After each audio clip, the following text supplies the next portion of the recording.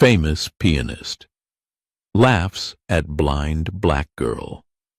Then she plays and silences everyone. The rain came down hard over Manhattan, turning the sky a dull slate gray and painting the sidewalks in a glistening blur. Inside the Grand Harmonia Conservatory, the air was thick with the tension of performance week. Everywhere, students in sleek black attire ran scales, adjusted bow ties, and whispered nervous mantras under their breath. Faculty and VIPs gathered in the main hall for final rehearsal walkthroughs, preparing for the International Harmony Gala, an event broadcast in over 50 countries and boasting the finest talents in classical music. Professor Harold McCain stood in the marble hallway outside room 2B, clutching a folder of notes. His silver hair was damp from the walk-in, and his glasses fogged slightly as he stepped aside to let a pack of elite students pass. They barely noticed him, too consumed by self-importance and rehearsal nerves, but Harold's eyes weren't on them. They were on the girl sitting on the bench across the corridor, motionless, a white cane resting across her lap. Ayanna Bell, 15 years old, blind. Black, orphaned, unseen. She wasn't listed on the student rolls of the Grand Harmonia. She didn't have a dorm room key or even a practice slot. On paper, she was part of a silent inclusion program, a term created to satisfy donors who wanted diversity boxes checked without disrupting the school's pristine elite image. But Harold had noticed her, not from meetings or files, but from the way she sat every Thursday evening just outside his classroom, still and focused, listening with her entire body. She never interrupted. Never asked to be let in, never said a word, but she listened like her life depended on it. Tonight was different. Tonight, Ayanna wasn't in her usual corner by the staircase. She was standing backstage. Harold's heart tightened as he stepped closer to the main auditorium. The grand rehearsal for the gala was already underway. Inside, chandeliers cast golden halos over the Steinway D274 piano at center stage, and the room was packed with patrons, conductors, sponsors, and an unsettling amount of ambition. Nathaniel Royce had just finished a brisk run-through of his final piece. As always, his posture was military precise, and his fingers mechanical in their perfection. He was a legend in American classical music, praised as a cold genius, a man who had reduced more than one competitor to silence with nothing but a raised eyebrow. He was also known for something else, his disdain for those who didn't meet his standards, especially when those differences were visible. As Royce stepped off the stage, toweling his hands with exaggerated grace, Ayanna emerged timidly from the curtain's edge. Her dress was simple, black without a pattern. Her shoes were worn. The cane tapped against the polished floor as she moved toward the piano. Whispers spread like gas leaks. Who is she? Is this a charity segment? Wait, is that girl blind? Royce paused mid-sip of his sparkling water, his eyes narrowing in disbelief. Then he scoffed. You've got to be kidding me. The room fell into awkward silence. Ayanna stood a few feet from the bench now, her hand hovering over the polished Steinway. Her fingers were trembling slightly, not with fear, but with restraint. Royce's voice carried with the icy sharpness that had once cut through concert halls across Europe. Get her off the stage. She's blind. She's going to ruin the piano. A few people chuckled nervously. Some looked at each other, unsure whether to step in. Others, including 2 faculty members near the front row, merely folded their arms and watched. She's going to scuff a $150,000 Steinway, Royce added with a sardonic smile. Unless this is some kind of social experiment. Ayanna didn't move. She tilted her head slightly in the direction of the voice, but didn't turn back. Her eyes, though clouded, were lifted toward the chandelier. Royce took a step forward. Who approved this? Who let her? I did. The voice came from behind the lighting booth. It was Harold. Calm, firm, but unmistakably final. There was a pause. Then Royce laughed. Not a kind laugh, but the kind that filled an auditorium like smoke, noxious and clinging. "You must be joking, Harold," he said, stepping forward. "This isn't a warm-up session in some basement. This is the International Harmony Gala, not America's Got Sympathy." A ripple of tension moved through the room, but Harold didn't flinch.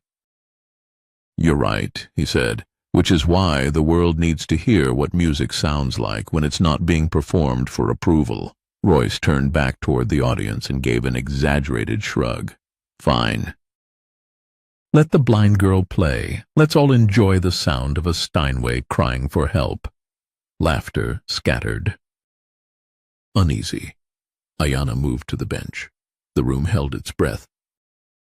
She didn't touch the keys immediately. Her fingers hovered above them like she was waiting for permission, not from the audience, but from the piano itself. And then, in the deafening silence that followed a legend's cruelty, she played. One note, soft, round. Perfect. It was not showy, it was not dramatic. But it was alive, then another and another. Not a melody yet, more like a memory taking shape. The room stilled. Royce's smug expression began to falter. Ayanna's fingers, trained not by professors, but by shadows, began to weave notes together. Her left hand took a slow, heavy pace, like footsteps across an unfamiliar hallway. Her right hand danced, not with the precision of training, but with the raw pulse of someone who had been waiting their entire life to be heard. No sheet music, no conductor, no introduction. Just sound, emotion, truth. Within seconds, people forgot she was blind, forgot she was a girl who wasn't supposed to be there. They only heard what she made them feel. When she struck a diminished seventh chord and let it hang in the air like a question no one could answer, even Royce stopped breathing. And then she ended. Not with a flourish. Not with a triumphant note, but with silence. Ayanna sat still, her hands gently resting on the keys, head bowed, not in apology but in respect. Nobody clapped, not because it wasn't worthy, but because no one had remembered how to. Royce stood frozen, his jaw clenched. His fingers, those golden weapons of technical perfection, twitched slightly.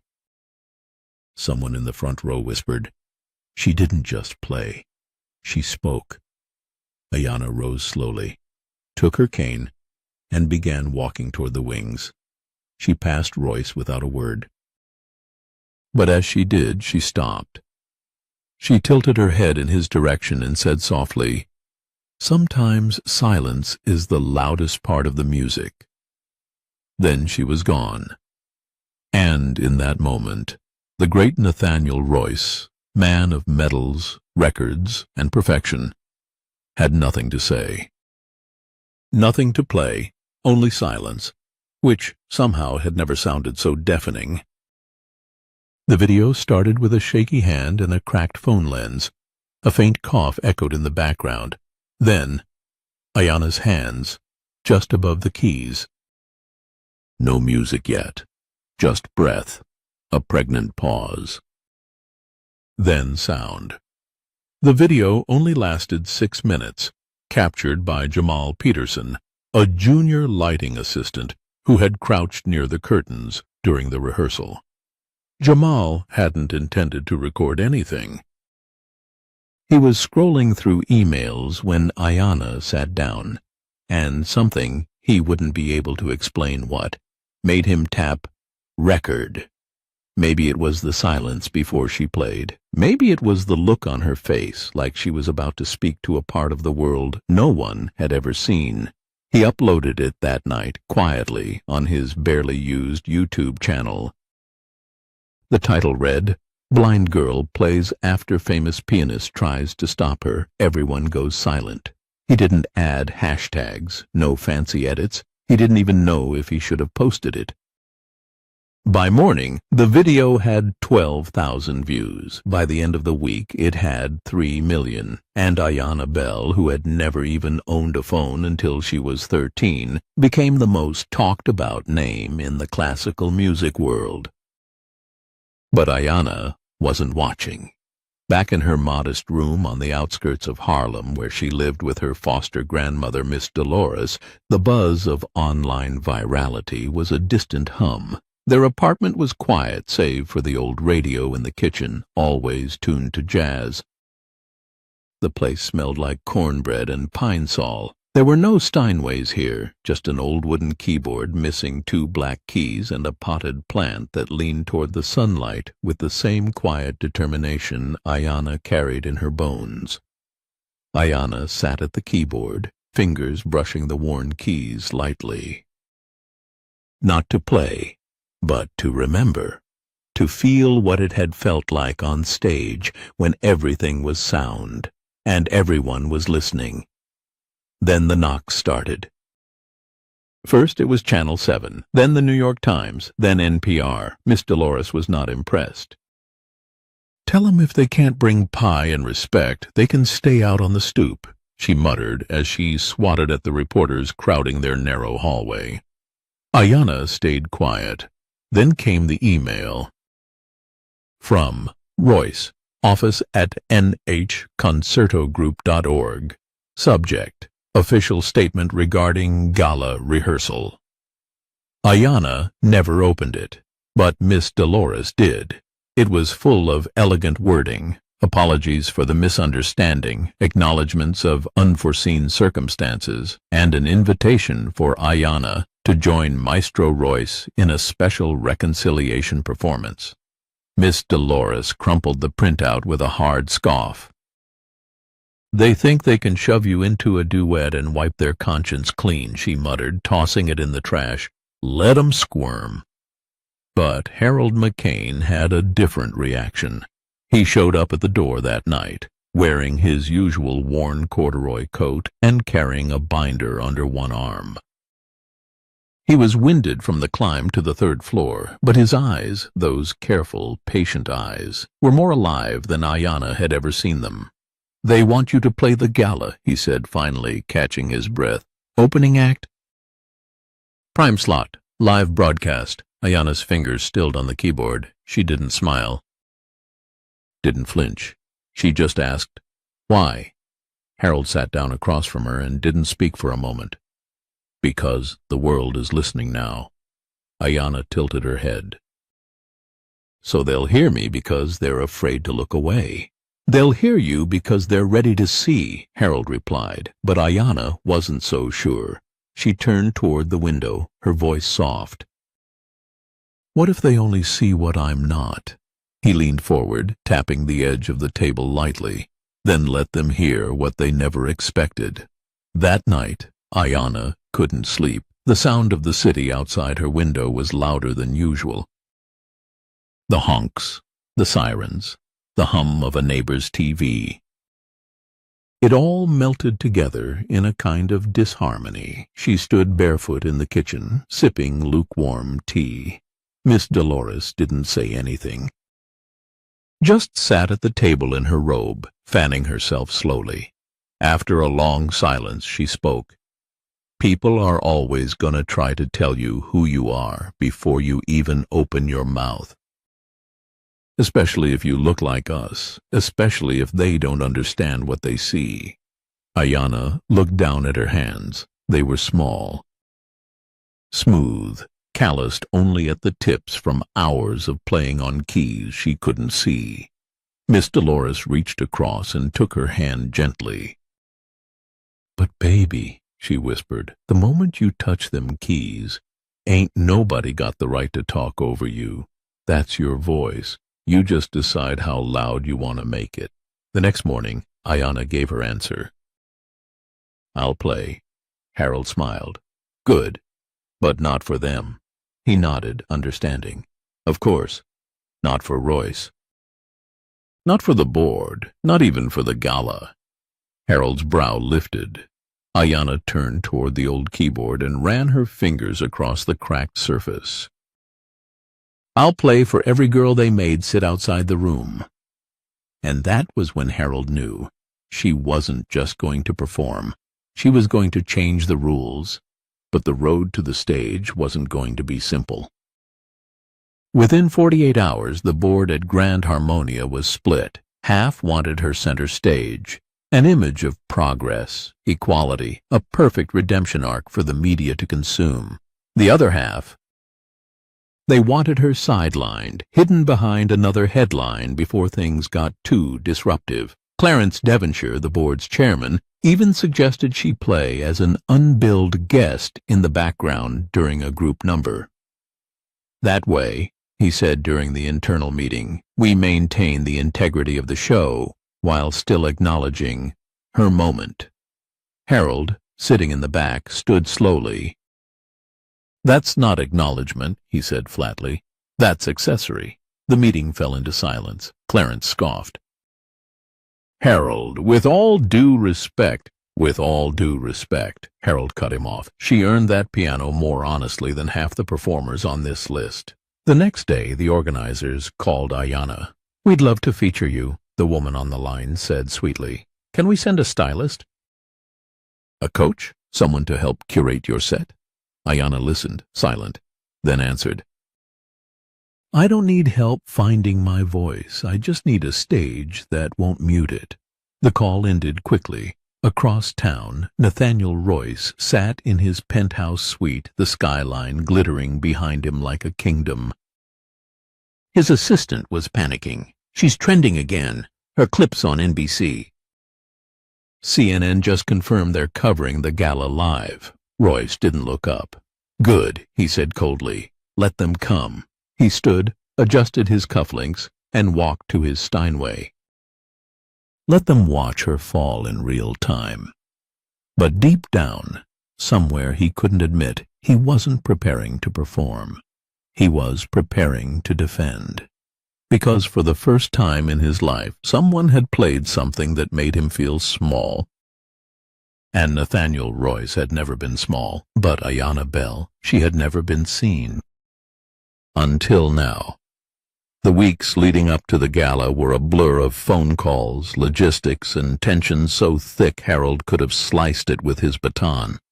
Despite public enthusiasm, the board remained cautious, even fearful. They'd never had this much press before, and certainly never for a performer they hadn't hand-picked from their elite conservatories.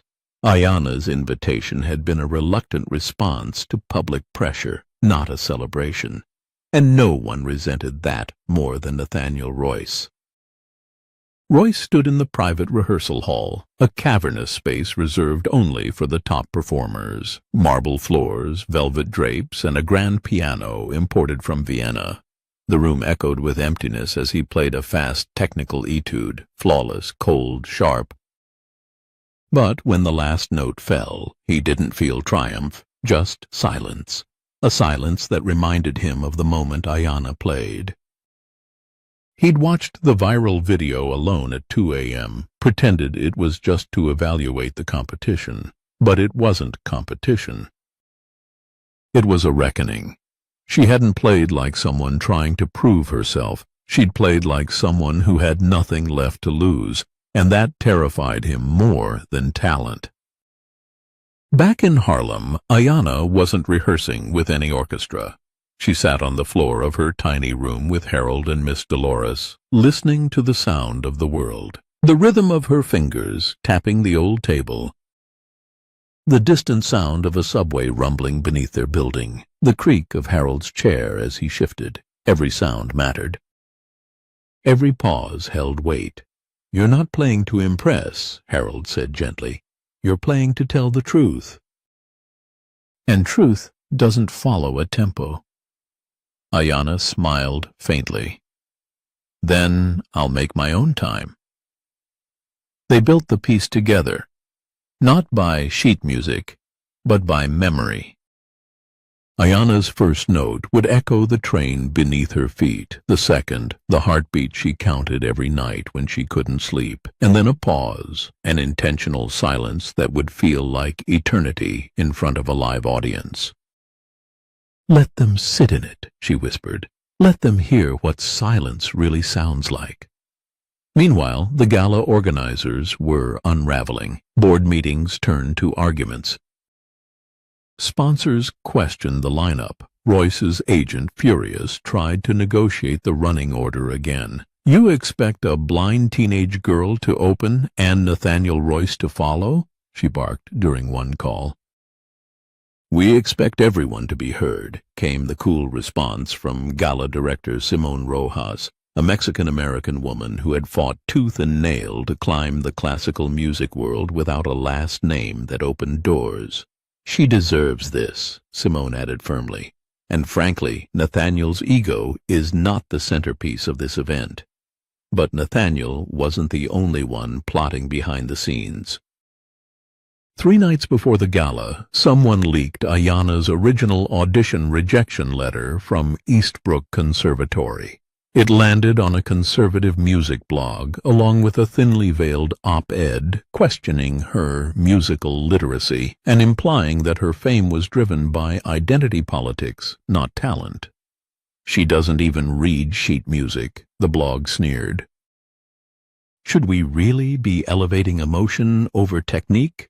It spread fast. The backlash came in waves. Some in the classical elite scoffed at Ayana's sudden rise, mocking her online. Others defended her fiercely.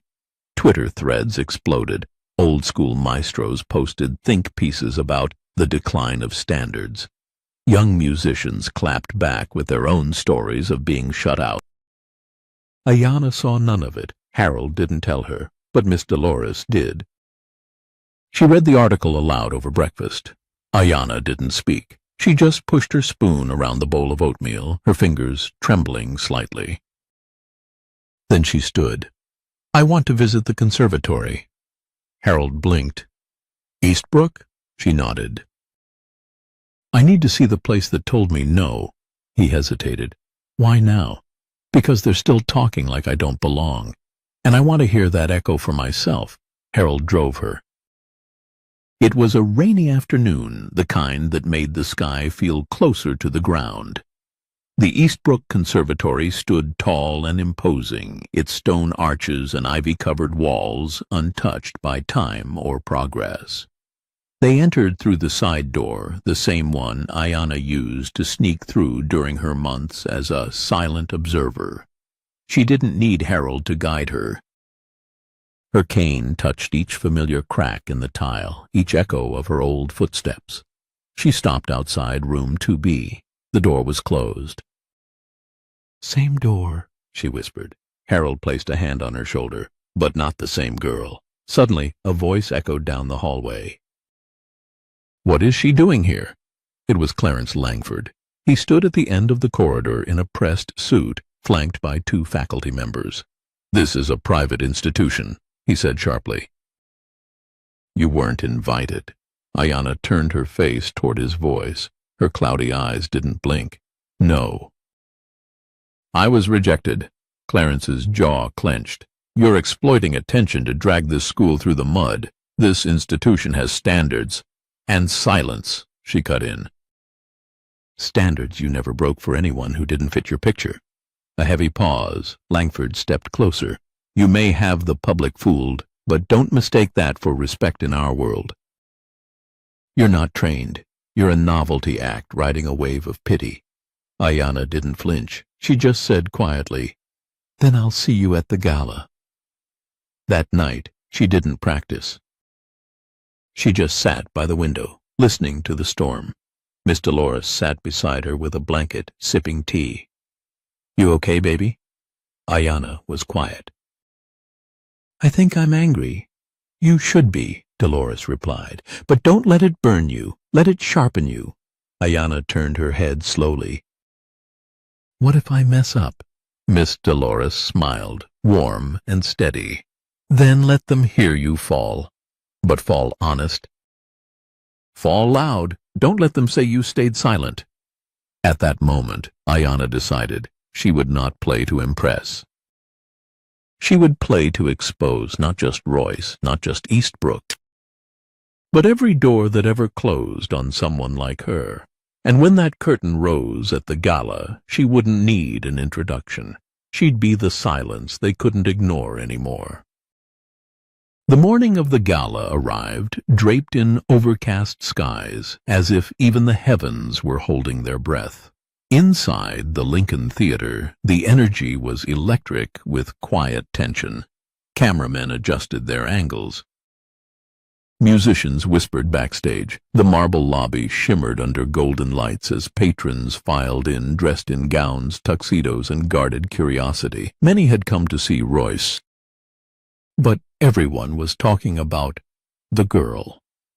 In the green room, Ayanna sat on a plain wooden bench. Her hands rested in her lap, fingertips tracing invisible notes along her palms. She wore a simple navy dress. No sequins, no jewelry, just her white cane leaned gently against the arm of the seat, and a calm she wore like armor. Professor Harold McCain stood beside her, his hands clasped, a worried crease in his brow. "They moved your slot," he said quietly. "You're still opening, but Royce insisted on a break between your performance and his." Ayanna didn't look up. "So he doesn't have to follow me. He says it's to reset the tone." She smiled faintly. "That's fine. I'm not here for the tone. I'm here for the truth." Backstage, Roy stood in front of a long mirror, adjusting his cufflinks. His assistant Judith hovered nearby, nervously scanning the schedule. "You know," she began, "you could walk away from this." Royce gave her a hard glance. "And let a girl with no conservatory education redefine my stage? Not a chance." "She's not your rival," Judith said, her voice softer now. "She's the reflection of everything you abandoned." Royce didn't answer. He just turned away from the mirror, his jaw clenched tight. In the tech booth, Gala director Simone Rojas monitored the setup like a battlefield commander. She'd had to fight the board tooth and nail to keep Ayanna on the program after the Eastbrook leak. "She doesn't need your approval," Simone had told the producers. "She needs the mic. The rest will speak for itself." Back in the wings, the stage manager gave Ayanna the cue. "You're on in 30 seconds. Harold placed a hand on her shoulder. "Play like they've never listened, because most of them haven't." Ayanna nodded, stood, and took a deep breath. When she stepped onto the stage, the murmurs in the audience stilled. She walked alone, no usher, no guide, no spotlight chasing her. Just the steady click of her cane across the polished wood. She paused near center stage, reached down, and folded the cane, tucking it beside the leg of the bench. Then she sat. No introduction. No program note. She placed her hands gently on the Steinway, and then she began. The first note was barely audible, a G that hummed through the silence like breath held in a crowded room. Then a pause. Then another note suspended in a rhythm of her own making. She wasn't playing from a score. She was playing from memory, from pain, from places none of them had ever seen. In the wings, Royce stood rigid, arms crossed, watching like a hawk, looking for weakness. But his fingers twitched. Ayanna's melody grew, but never with bravado. Her left hand carried a weight, a struggle in the chords, while her right told stories in quiet trills and sudden breaks. She let the silences speak as much as the notes. A series of low chords mimicked footsteps. Her right hand answered with gentle, hesitant treble tones, like a voice trying to find its words. It was not classical. It was not jazz. It was not improv. It was testimony. Halfway through, she stopped completely. A long silence. People shifted in their seats. A cough, a creak from the mezzanine. Still she didn't move. Then softly her hands returned to the keys. This time the tempo was different, faster, erratic, almost agitated. She struck a dissonant chord. Then again, and again, it was as if she were shaking the piano awake, as if challenging the room to stop hiding behind politeness. The final section came like an unraveling. Melodies fell apart. Harmonics crumbled into minor seconds and flattened fifths. She ended not with a flourish, but with a single, imperfect note, just slightly sharp, as if it refused to be tuned into anyone else's key. And then, nothing. No bow, no smile. She simply stood, picked up her cane, and walked off stage. For a full 10 seconds, the crowd remained frozen. Then came the applause. It began with one person, then two, then a ripple, then a roar. But Ayanna wasn't there to hear it. In the backstage hallway, she leaned against the wall, her breaths shallow. Harold approached, face pale, hands trembling. "You didn't just play, Ayanna. You confronted them." "I wasn't playing for them," she said softly. "I was playing for the girl who used to listen through the door." In the audience, Simone Rojas wiped her eyes. Backstage, Royce stood in the shadows, watching the curtain fall. He had expected to feel vindicated. Instead, he felt like he was sinking. His performance was next, but the stage no longer felt like his. Not after a blind black girl who didn't read music had just shown the world what music really was. The room where Royce waited before his performance was suffocating. The velvet curtains blocked the outside world, but not the growing unease clawing at his chest. His assistant Judith sat nearby, unusually silent. Normally, she'd have been reading the latest reviews, prepping him with press talking points, warming up his image. But not tonight, because tonight the room wasn't talking about him. Royce stared at the screen on the wall that showed the audience still applauding Ayanna's set, now replaying in snippets on social media feeds popping up backstage. One clip had already been shared thousands of times, captioned simply, "She doesn't need eyes to see music." Another read, "A pianist who plays from where most people are afraid to look." He turned the monitor off with a snap of the remote. His fingers shook. "They're calling it a landmark performance," Judith said quietly, her eyes scanning a buzzing phone. Royce scoffed, trying to summon arrogance, but it came out bitter. "They're blinded by a story." "A sob story in a black dress. That wasn't music. That was theater." "No," she replied. That was honesty, and it's the first time in a long time the audience felt it. He looked at her, startled. "Whose side are you on?" "I'm on the side that doesn't need to pretend anymore." There was a long silence between them. Judith stood. For the first time in 10 years working for him, she didn't follow him to the stage. Alone now, Royce approached the wings. His name was already being announced. He stepped out to polite applause, but it was subdued, not cold, but restrained. Something had shifted. He sat at the same Steinway Ayanna had just left. He adjusted the bench, cleared his throat, placed his hands on the keys, and froze. The keys didn't feel the same. It was irrational but real. The piano had been changed, not physically but emotionally. It had been claimed. He began to play Chopin's Ballade No. 1, technically perfect, pacing precise. Pedal use immaculate, and yet it fell flat. No one gasped. No one cried. No one leaned forward. The emotion had been vacuumed from the room. After the first movement, Royce misstepped. His left hand missed a beat, something that hadn't happened in over 15 years. He recovered, barely, but a few heads in the audience tilted, surprised. He closed his eyes, pressed forward, but the piece never soared. Backstage, Ayanna sat cross-legged on the dressing-room floor, braille sheet music in her lap that she wasn't reading, just touching. Harold stood nearby, watching the screen as Royce played. "He's unraveling," Harold murmured. Ayanna tilted her head. "He's playing to win. That's the loneliest way to play." When Royce finished, the applause was respectful, not thunderous. He bowed quickly and walked off stage, avoiding eye contact with everyone. He passed Ayanna's dressing room and paused just for a second, as if about to knock, then walked on.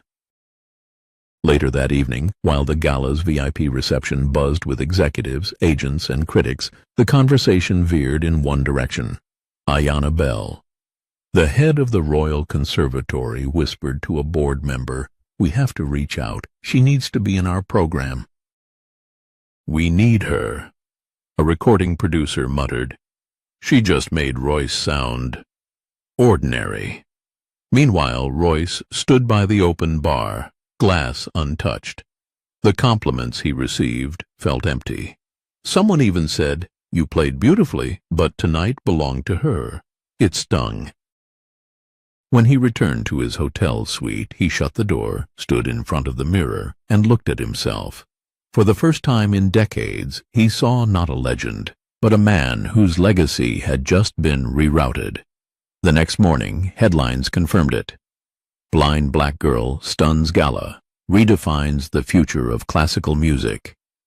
Nathaniel Royce follows Ayanna Bell and fades. Ayanna didn't stay for the post-gala festivities. She and Harold slipped away that night, leaving a note for Simone Rojas. "Thank you for the stage. I leave it now for those who were never invited." Simone read the note twice, then posted it to her social feed with one sentence. She didn't need to take the spotlight. She redefined where it shines. Back in the small apartment Harold rented outside Boston, Ayanna brewed tea while Harold read from a stack of letters and emails flooding in. Dozens of conservatories, interviews, TV appearances. "They all want you." Ayanna shook her head. "They didn't want me before. They want the performance. You could use it, though, to teach, to change things." She turned to him. "I will, but not with cameras, with music. And maybe with silence." At the same moment, Royce sat in his penthouse in Manhattan. His Steinway stood silent in the corner. He hadn't touched it since the gala. Then, without warning, he opened the lid, sat down, and placed his hands gently on the keys. And for the first time in decades, he didn't try to impress. He just played. Not to conquer, but to understand, and that made all the difference. It began with a message, not from a critic, not from a producer, but from a girl in Detroit. Her name was Talia, 12 years old, born with a rare neurological disorder that left her unable to speak. But her mother had written a message on her behalf through email, sent to a contact on the gala's website. She doesn't talk, but she watched Ayanna's performance, and for the first time she reached for the piano in our living room. Just touched it, then placed her ear on the wood. That's how she listens now. She says she wants to learn to speak like Ayanna. It wasn't the only letter. In the week after the gala, over 10,000 letters, recordings, braille pages, and hand-scrawled notes poured into the organizers' inboxes. Some came from orphanages, others from rural schools, prison writing programs, refugee camps. The theme was the same. I didn't think I belonged until I heard her. Ayanna, now back in Boston, sat with Harold in their modest kitchen. The floor creaked when the kettle whistled. Her hands, resting on the table, felt the vibration before the sound. "They're not asking for shows," Harold said, flipping through letters. "They're asking to be heard." Ayanna nodded, silent. "And you've been quiet since we came back," he added gently. "You okay?" "I'm not tired," she said. "I'm listening. Something's starting." Harold raised an eyebrow. "Starting?" I thought playing at the gala would be the end of something. But it wasn't. It was the door. The next day, she made her first and only public statement. It was one sentence. If music is truly a universal language, then why do so many feel like they need permission to speak it? She didn't post it on her own. A former Eastbrook student named Janessa, now a music teacher in Baltimore, shared it with a caption, "Ayanna's building something, and this time, it's not a stage." Within days, musicians, educators, and even civic groups reached out with one question: how can we help? Ayanna didn't reply, but she sent Harold a request, handwritten, in Braille and ink. Create the circle. No auditions, no applications, only listening. That's how the Listening Circle was born. It wasn't a conservatory. It wasn't a school. It was a movement. The concept was simple. Small, local groups anywhere in the world gathered to play, feel, and explore sound. No curriculum. No hierarchy, just connection. The only rule: no one leads. Everyone listens. From Nairobi to Nova Scotia, blind children, deaf elders, ex-cons, foster youth, undocumented teens, all sat on cold floors and dusty carpets, tapping spoons, brushing palms against windows, humming over the hum of traffic. Music that couldn't be recorded, couldn't be judged. And Ayanna? She never appeared, never led a circle. But recordings surfaced, short, scratchy tracks passed around between members. A flute here, a piano melody there. They were signed only by a phrase in Braille. If this reaches you, then I heard you first. Meanwhile, back at Eastbrook Conservatory, the tension boiled. Clarence Langford, head of the piano department, stood in front of the board, voice sharp. This girl is undermining the institution. She's bypassing formal training, encouraging chaos. What's next? Teaching jazz in the theory hall. But the dean wasn't listening to Langford. Her phone was buzzing non-stop. Another board member, Dr. Mayfield, cleared his throat.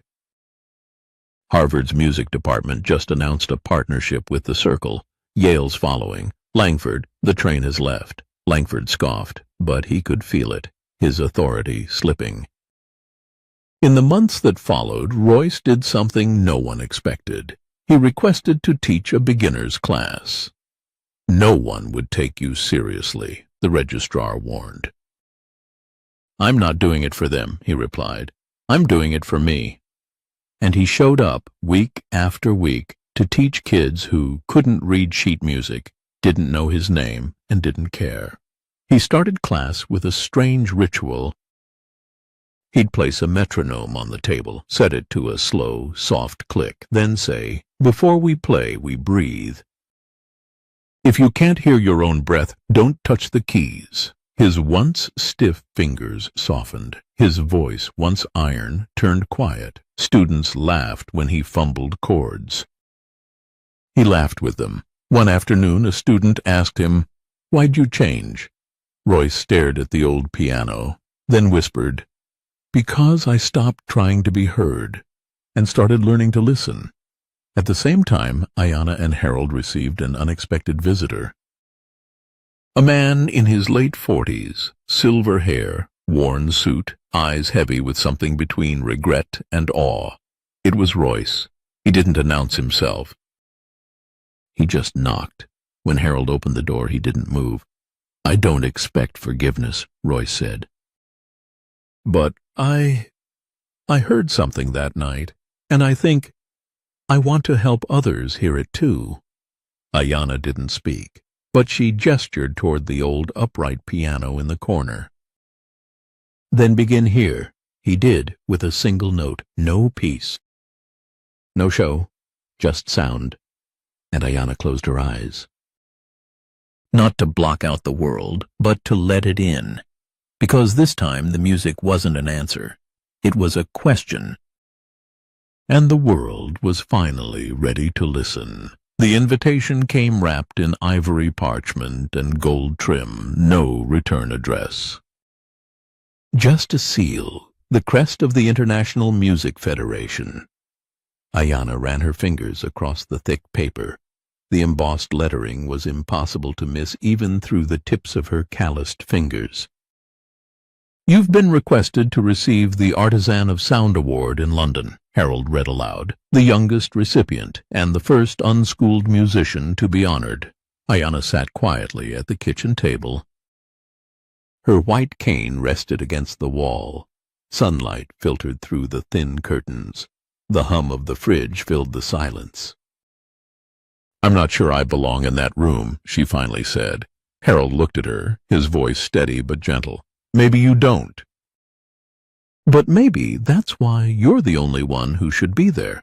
The ceremony would take place at Westminster Hall. Guests included world-renowned composers, conductors, and music historians. Royce was also invited, this time not as a nominee but as a speaker. When he received the news, he stared at the invitation for a long time, then turned to Judith, his longtime assistant.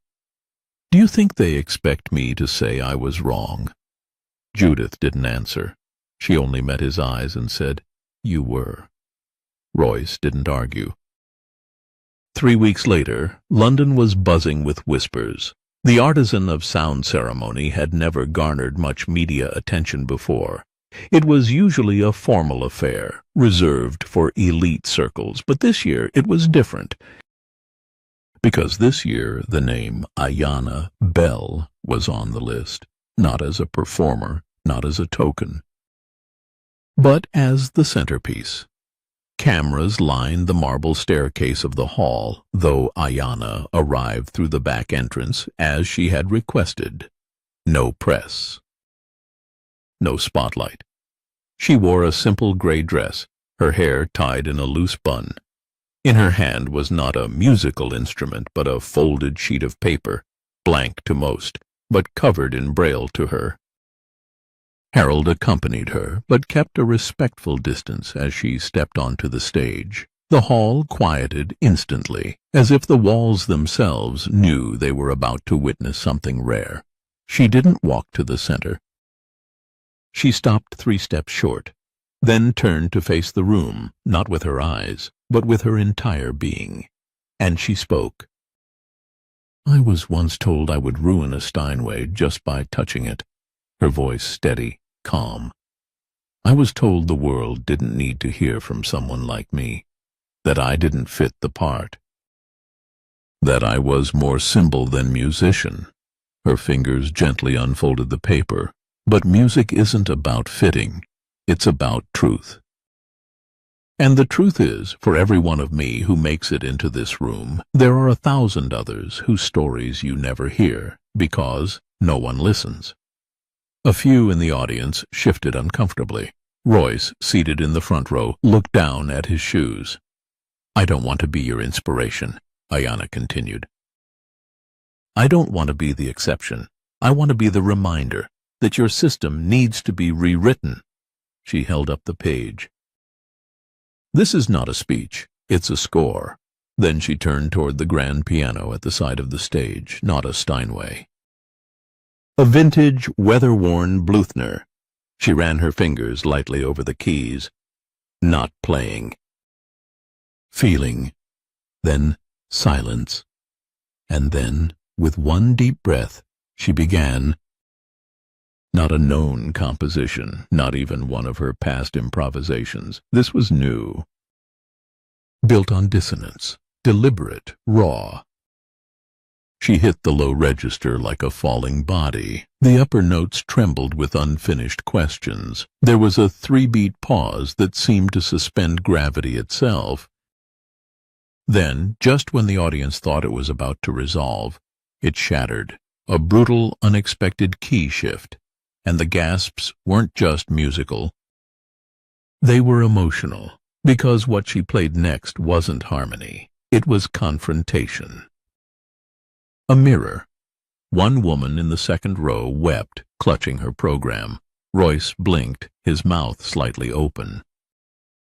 It wasn't a performance, it was a confession. Each note cried out for every student turned away because their form didn't match the frame. Each silence demanded an answer from the people who had once decided what music should look like. And then she stopped, abruptly. No flourish, no bow, just silence. But this silence was earned. This silence was deafening. Then Ayanna stood up. She returned to the microphone. "No applause," she said. "Not for me. If you heard something real tonight, give that to someone else. Listen when it's not on a stage." She walked off, down the stairs, through the back hall. No red carpet, no encore.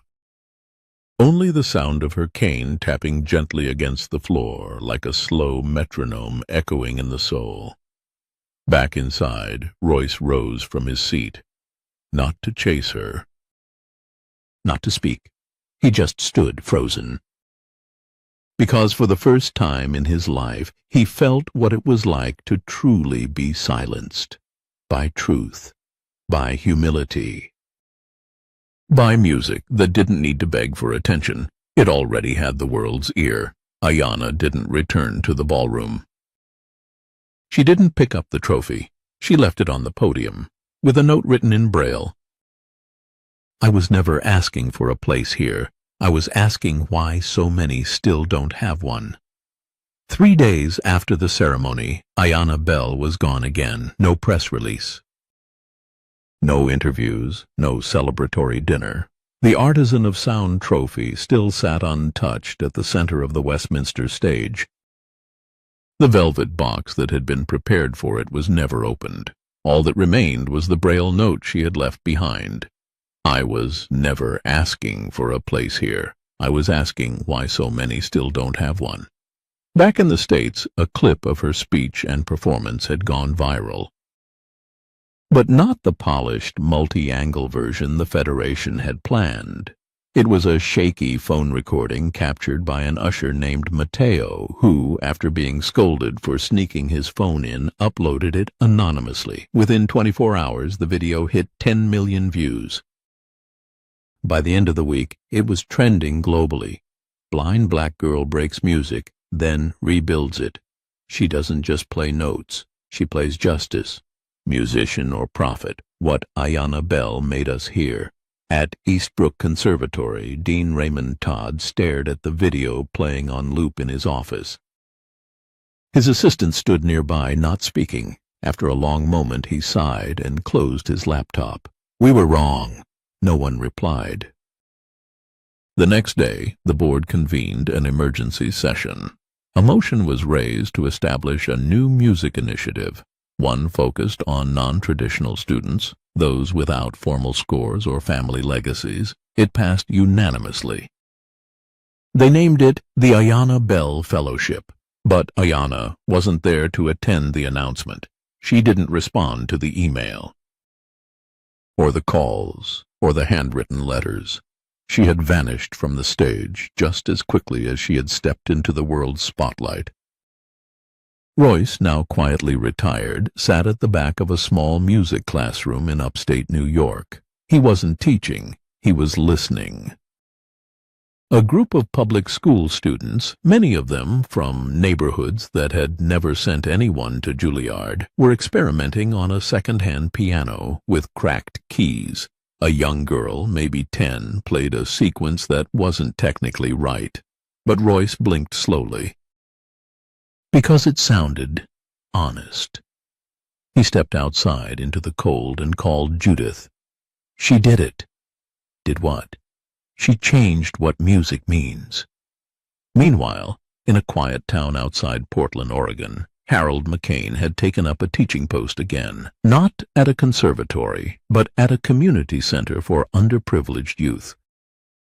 One morning he arrived to find a package on his desk, no sender, no label. Inside, a stack of handwritten music scores, each with no title, only a single Braille-embossed line at the bottom. "Let them begin where I was never allowed to start." In Zambia, a blind orphanage began teaching rhythm by touch, using makeshift instruments.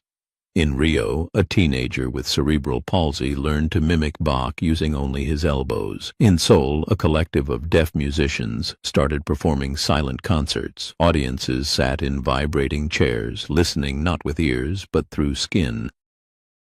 Each time they cited inspiration from a girl who made the world listen.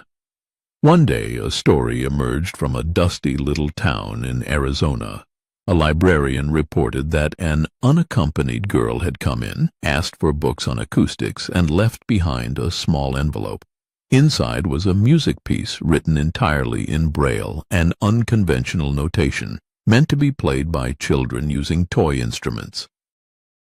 No signature, no fanfare, but everyone who heard the piece said it felt like someone had taken a deep breath and handed it to you. Harold once asked a student, "What do you think Ayanna Bell would want now?" The student paused, then said, "Probably for someone else to go further than she ever did." And that, in the end, was what Ayanna had always tried to do. Not be the light, but show people they didn't need it to find their own sound. Royce, in his last public appearance, gave a talk at a small-town music school. "I once believed music belonged to those who could master it. She reminded me, it belongs to those who need it." He paused, then whispered, "And I needed her music." Not to learn, but to remember. Across the world, more and more stories surfaced of scores with no names, children learning to play in ways never taught. A piece played at a funeral in Croatia titled "The Absence That Heals." A melody heard at dawn in a Kenyan village, no source ever confirmed. It was as if Ayanna hadn't disappeared. She had dissolved into music itself. In the final letter Harold ever received from her, there were only 2 lines. "One day they'll forget my name, that's fine. Just don't forget the silence where someone else's music could begin." Today, the Ayanna Bell Fellowship sponsors over 2,000 students annually, not based on grades, not auditions, but on one requirement: submit a sound that made you feel seen. There are no judges, only listeners, because that's all Ayanna ever asked for. Someone, anyone, to listen. And now, as this story closes, we ask you, have you ever felt invisible? Have you ever wanted to be heard, not just with applause, but with understanding? If so, share your voice below. Someone may be listening. Someone may be waiting for your melody to begin. And if this story moved you, if Ayanna Bell's music reached the part of you beyond words, help us keep her echo alive. Like, comment, and subscribe to our channel. Because not all heroes need a spotlight. Some just need to be heard.